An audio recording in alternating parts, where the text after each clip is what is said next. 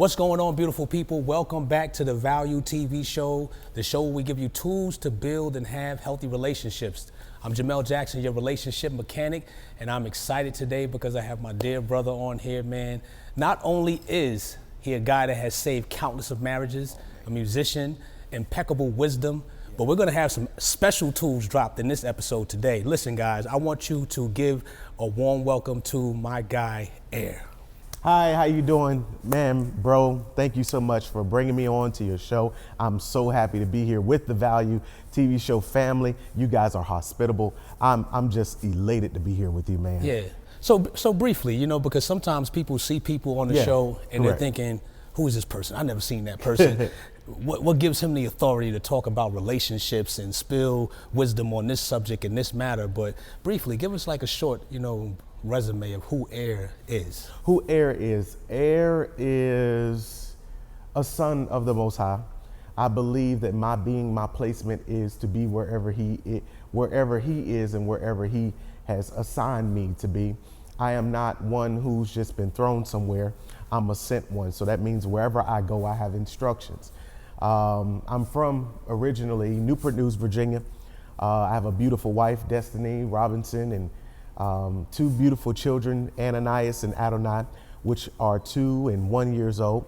And relationships, let's talk about it. I love people. I love being relational. I'm the pericope of my family. I'm one who everybody leans on after our matriarch went home to be with the Lord. My family kind of circumferenced around me as their radius, as their diameter, as their viewpoint, and most will call as their guide. And so no matter where I am, I'm pretty much, in some circles, I'm the only little bit of God some people see. So I've always had the pressure of walking out and making sure that my footprints are in the sand to where people could follow behind me. I hope that I gave you a little bit of synopsis of No, that was good. How long have you been married?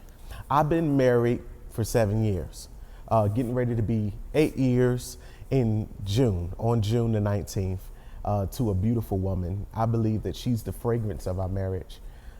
She holds it really all together. The Lord blessed me to be the visionary, of course, but she's the fragrance, and she keeps everything together. Now, have you always known, or did you always have a desire to be married? Oh, yes. My mother, she embedded that in me. Growing up in the town that we grew up in, you didn't see a lot of marriages, but you saw a lot of families.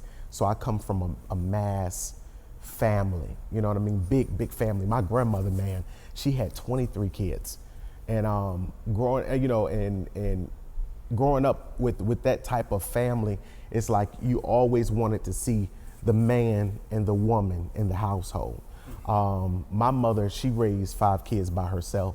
My dad was unfortunately, not able to be in my life. He's in my life now, but growing up, he wasn't able to be there, be as present as he could be. However, I knew I wanted to be different. I knew I wanted a family. I knew I wanted to be able to treat a woman like a queen the way my mother raised me to. Seeing my sister deal with being battered, being abused, seeing rejection, seeing men in and out of the homes. I knew that wasn't the right environment for me. So I knew I wanted to be different, honestly. So this word just keeps standing out to me because I'm listening intently to what you're saying. Yeah. Is this word be? Be, yeah. Be. Yeah, be. Being. Be. So on this show, like I tell people, we give them tools to build and have healthy relationships. Correct. I'm running into a lot of men and women as I'm navigating in the business, in the position that I'm in, especially relationships, that we're struggling with, and I say we're because I'm included. Yes. When I'm talking, everything that I'm saying, and it's directed towards me as well. Yes. We're battling and struggling with this being. Mm-hmm. And if I don't know my being or my be or my purpose or my why, then I'm subject to choosing anything when it comes to relationships. All right, so check this out. In my counseling, in my practice, I live by the 3 B's: believe, belong, and become.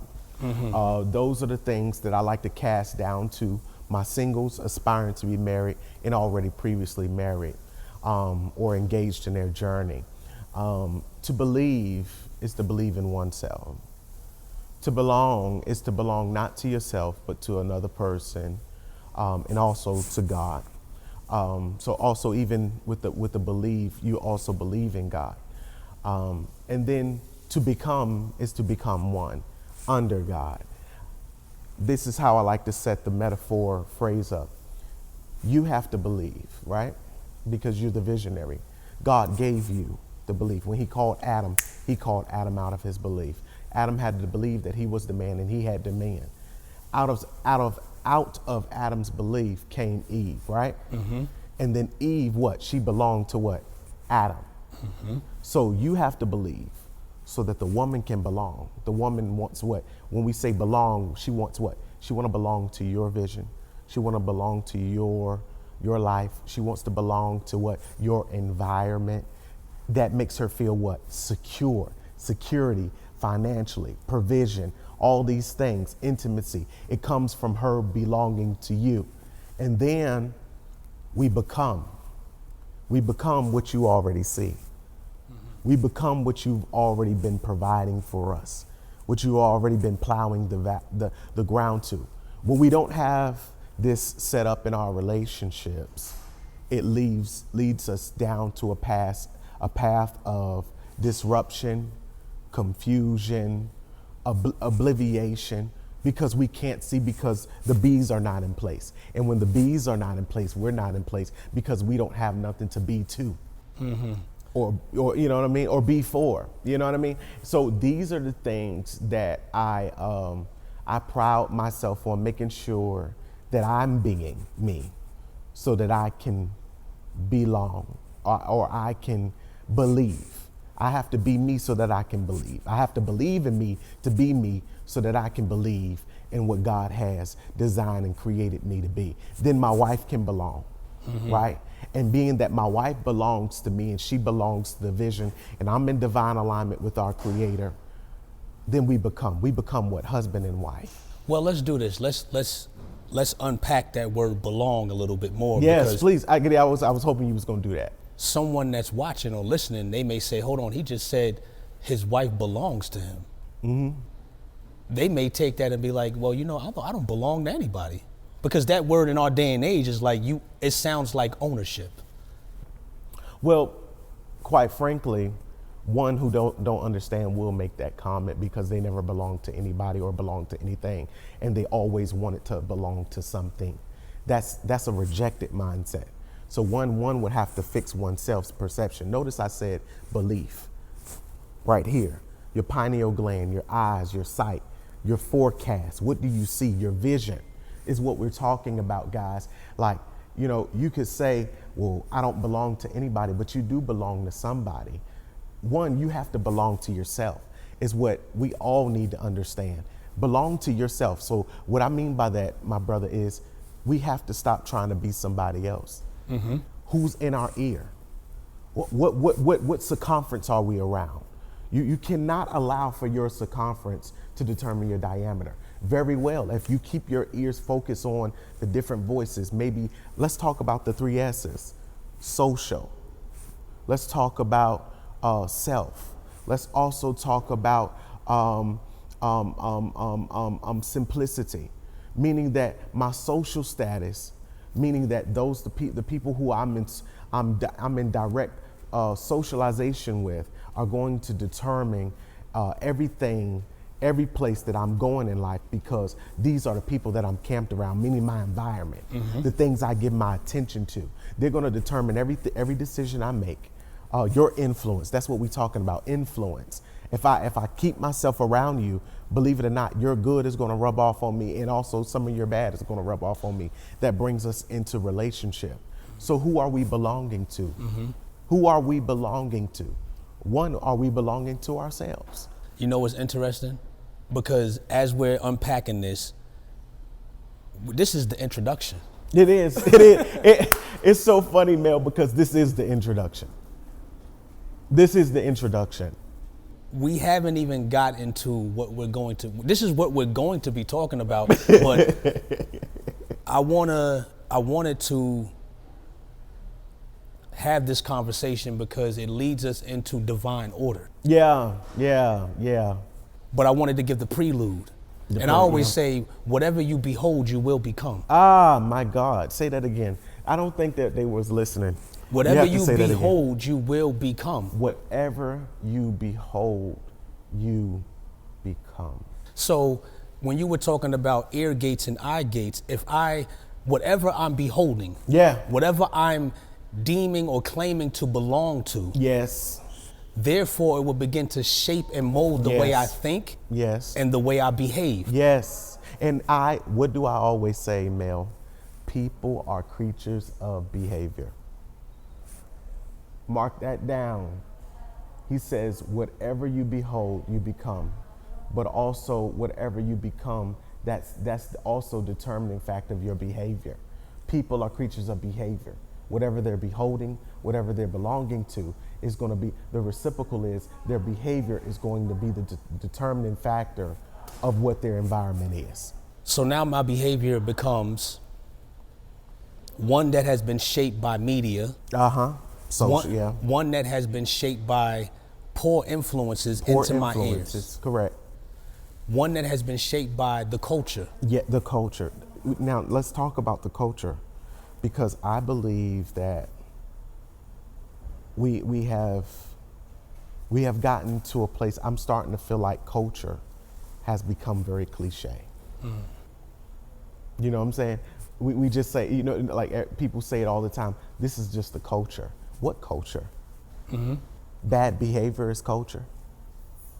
How can we be a culture if we don't even know what it is? We don't even know what it looks like. There's no rudiment. There's no syllabi to the culture.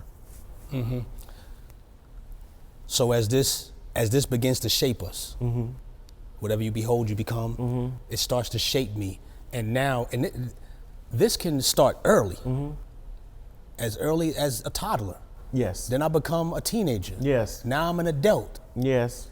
I don't know what my be truly is. My be truly is. So now, in terms of a man and a woman, let's come from the woman first. Yeah, I love it. And I'm not saying come for the woman first, like this is not an attacking type of conversation. No, it's not. But I run into a lot of women who don't know their be, don't know their being, don't know how to move in intentionality. So if I don't know how to move with intentionality and purpose behind my choices, I choose men, or I allow men to enter my life because I don't really know who I am. Wow. Well, so yeah.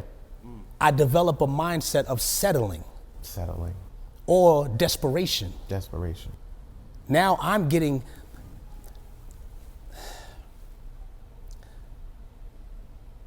the woman spends time in the mirror. She gets all dazzled up in makeup, and she's about to go out with her girlfriends. Maybe it's to the lounge. We're going to the mall. Make it up. And got herself all put together. And now I'm going out to look for a man. Look for a man, yeah. This is an argumentative statement. I'm going out to look for a man when in actuality, you should just be going out and being who you are. The man should be looking for you. Check this out. She's going to look for the place and the person where she can belong to, where she can become in. Why? Because she's lost. She's lost. All her life, she didn't have the word for her to believe. She didn't have the word for her to belong.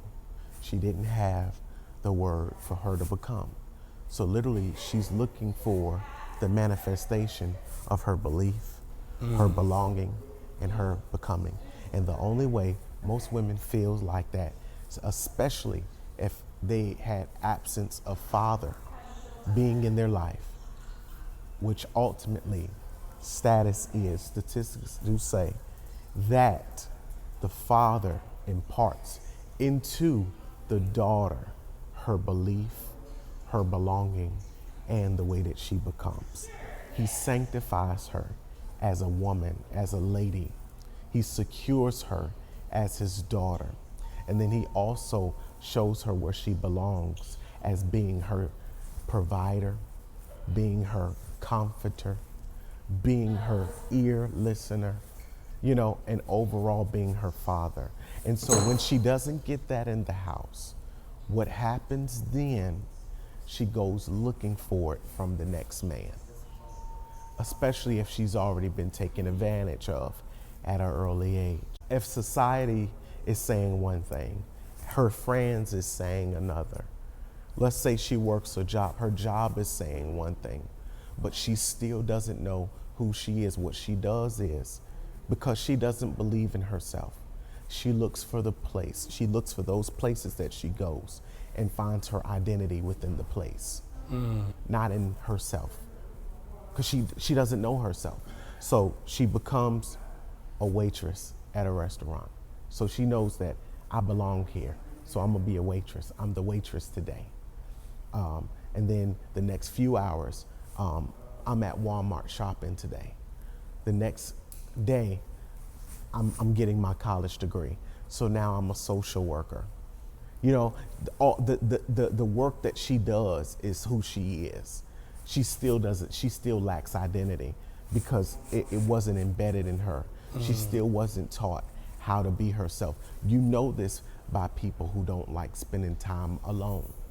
People who are alone that don't mind spending time alone and that don't mind doing self-examinations of their self. Most of the time, they're okay. But then when you have it like this, the people that don't like spending time with themselves, they're not okay because they're looking for other people to define them. The people that spend time with themselves, they do a lot of self-examination. Just because, let me say this too, sidebar, just because you're an introvert don't necessarily mean that you're graced to do that, you know what I mean, you know yourself. Because most introverts that I meet today, and a lot of people are calling themselves introvert because that's just a new word that we found out during the pandemic. And so most introverts, they're hiding something, they're running away from something. They don't want to confront it. But what I was saying before was the people that spend time with themselves, that do the self-examination, that confront their comfort, that confront those places that they know that's unbalanced, they tend to be overcomers. They find themselves, they realize, okay, this is what I want. This is what I did wrong. They start living without regrets. You'll even meet them because at one point they probably said, didn't care how they treated you, but out of nowhere, now your presence matter. How I treat you matter. Because I've been spending time with me. And most of the time, when you spend time with yourself and when you spend time with the Most High, He's not telling you about another person. He's showing you.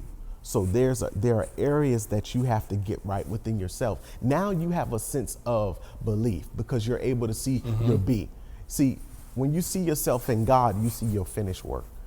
That's another thing. In God, everything is already completed. Well, even when you're saying that, now we're talking about order. Order, divine order. And this type of order, that's where we was getting to. It requires a level of work.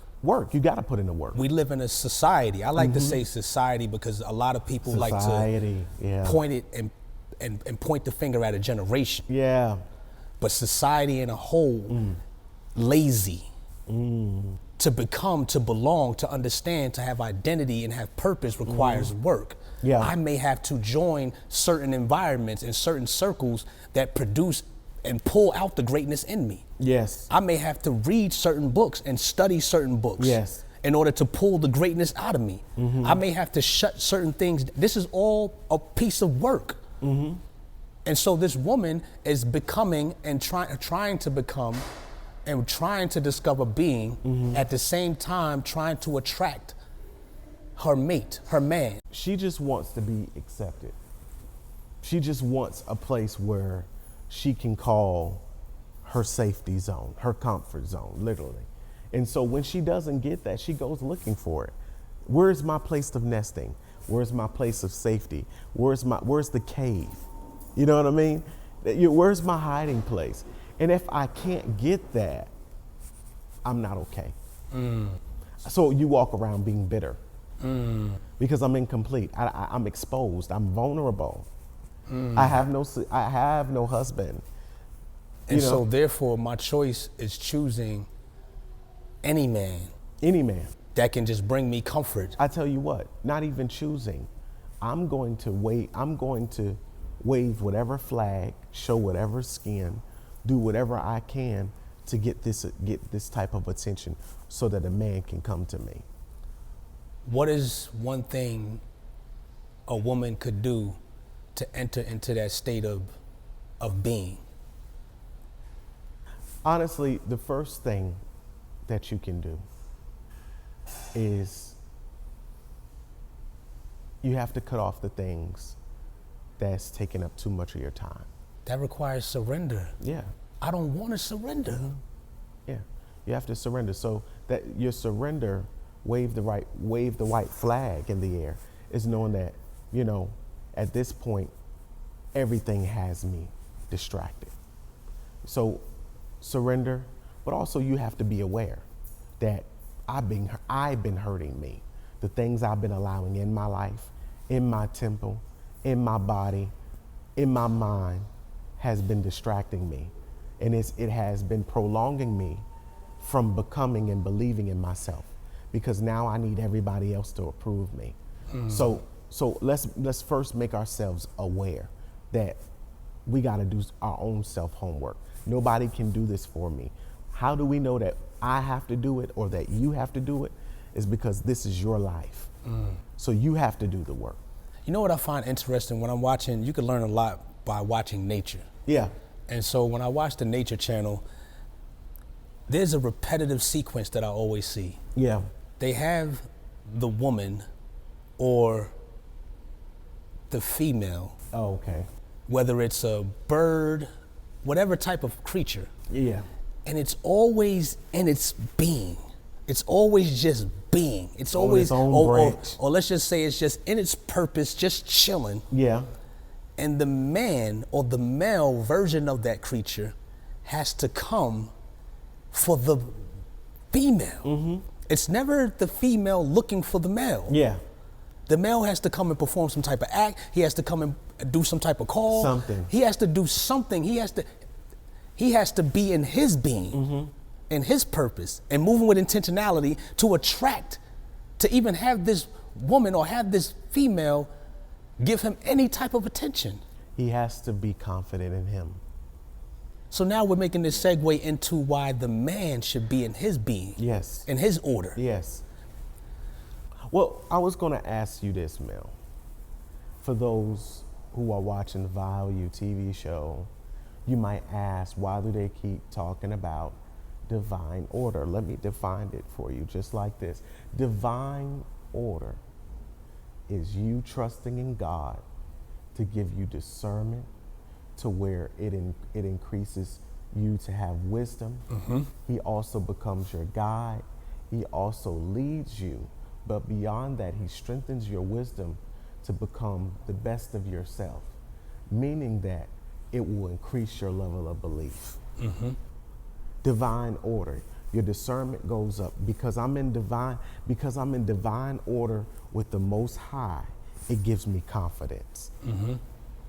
And there's an order to everything. That's why I gave the example of nature. Yes. Because there's an order that's flowing. The order is that if I trust in God with all my heart and lean not to my own understanding, but in all my ways, I acknowledge him, Holy Ghost, he's going to direct my path. Meaning that your steps are going to be ordered. Not you trying to figure it out, but get connected to the right source, which is the Most High, and he's already planned it out. So all you got to do is what? Walk it out. And this man will find you. He will find you. He will find. He will find you. There's a man who finds himself a wife. There's a man being constructed right now for a woman that's listening or watching this show, and she's probably thinking, well, I understand that, but there's no good men out there. There is good man when you become a good woman. Say that again. There is good man when you become a good woman.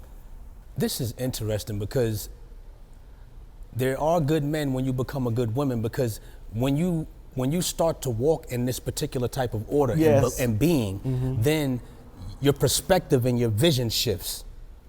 The lenses that you look through change. Let me say it like this, big bro. Things don't start until you arrive. When the woman arrives in her place, that's when God tailor makes a man to arrive, to grace her space so that they can run this cadence called life together. You know, see, a lot of the times is we don't have a pace, we don't have a cadence. Most of the time we all over the place. So a lot of the things that I do in my sessions is we got to develop a cadence. What's your cadence? What's your behavior? What's your mechanism? What's driving you? So that's why I told you in the latter of our conversation, let's get rid of the things that are distracting, because those things are causing your cadence to go up and down. Meaning you might start something and not finish it. You might be fatigued one day and then you might have a lot of energy another day. The Bible says this is that an unrighteous man is unstable in all of his ways. So when you're unrighteous and when you're unstable, or a double-minded man is unstable in all of his ways. When you're double-minded, meaning that you're tossing from to and fro, what happens is that nobody, not even yourself, can get your attention. Because you're all over the place. So even I can be talking to you, but you're not listening to me, because you might be thinking about what's happening next week, what's happening the next day. You're unstable. Your emotions is all over the place. So we got to get you settled on the right cadence, on the right path, get you back in the alignment of the Most High, get you some divine order so that you can have a steady cadence to where your yoke can be easy. If I'm making sense. You're making sense. I'm hearing a lot coming to my mind, and I know it is. I kind of yeah. Because I'm seeing this, I'm connecting these dots but I'm also want to speak on what I'm hearing in the moment, because I know it's a download. Yeah. God is forming the man. Yes, he is. Takes this dust, makes this man. Yes. Then he says, I don't want him to be alone. I'm paraphrasing. Yeah. He says, okay, you know what? I'm gonna put him to sleep. I'm gonna take a rib out of the man, and I'm gonna create this woman, and I'm gonna present her to him. Present her to him. Now he sees her and understands, oh, this is flesh of my flesh, blood of my blood. Blood of my bone, yeah. You know what I'm saying? He sees her. She's not running around playing with the lions and everything. What's amazing about that is this combination and this connection and this order of dust and ribs. Check this out. Coming together, because I have dust, but then I have rib, and this rib came from the dust. It's just as much. You're just as much a part of me as I am of you. So when I'm walking in what I'm supposed to be, and I see my rib, then I can identify it and say, you know what? My conversation with you is different. Because you hey, how you doing, miss? The way I articulate and speak my words to you are different. I'm not looking at you. Of course, I see an external view. You're attractive. Maybe your body's a certain way and your hair's a certain way, whatever drew me to you. But then after that, immediately, I want to know what's in you. In you, yeah. And then if you're walking in your being, your questions to me are, what do you see in me? And I can answer that question because remember, you're just as much a part of me as I am of you, because I recognize through divine order, this is not just some woman, just some fly girl in the lounge. This could potentially be my rib. My rib. So my whole approach is different. My approach is different. Because since my approach is different, it pulls on something inside of you. It pulls on something inside of you, then it goes deeper than attraction. My approach is different. It's because the Lord made me aware through my discernment that I can arrive to you so that you can belong to me. Say that again. My approach is different because the Lord has made me aware, so therefore I can arrive to you because you belong to me. My rib. It belongs to me. It covers my heart. and that ultimately you're gonna be the right fit because you came from me, which means the yoke is gonna already be easy because we're in divine order. One may argue, because we just unpacked this thing. Yeah. And there's a lot, there's more, we can go a little, We can go deeper, yes. but here's the surface part of that, because somebody watching this or listening, and here's the thing right here. The reason we keep connecting the dots back to the source. The source. And I'm saying this, man, because when I'm running into individuals or you're coaching or you're counseling individuals and there's this disconnection from the source. And this is the result of poor choices, poor habits, mental breakdowns, heartaches, disagreements, conflict, betrayal. I have an assignment to talk to you about bringing you back to the source, the ultimate relationship that you truly need. Yes. So therefore, you know where you belong. You know where you belong. It would be a disservice for me to get on this show and paint this Hollywood painting of, oh, you know what you need? You just need to go get to the gym and get more fit and go read this book in Barnes and Nobles. Yes, those things are those are some great resources, but it won't annihilate. It won't break. It won't destroy the yoke of uneasiness and pain that you're feeling inside of you that ultimately drives you to make these poor choices. I have to point you back to the source.